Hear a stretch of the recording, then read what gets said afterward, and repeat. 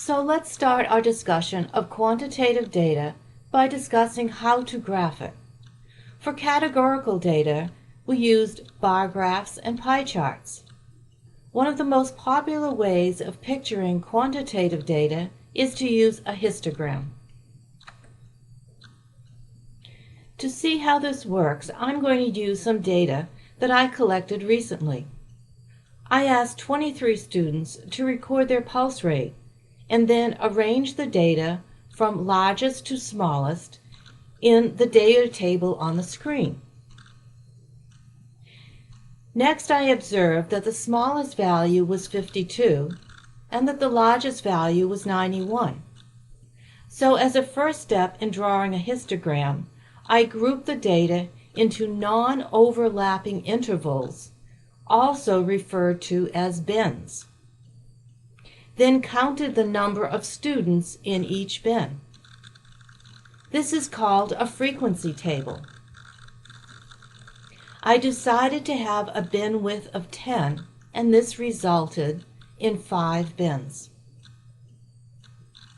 When a data fell on the boundary of one of the bins, like the data value 60, it is the convention to put this value in the bin where 60 appears as the lower boundary value.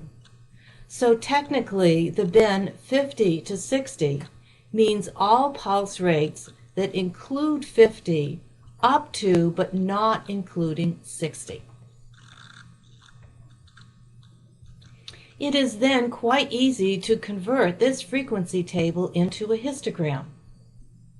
The horizontal axis is the studied variable, which in this case is pulse rates, and the markings on the axis are the boundary values for the bins of our frequency table.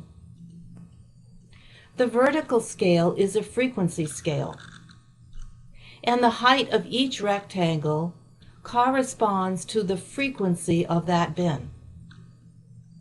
Now, the choice of bin width is somewhat arbitrary.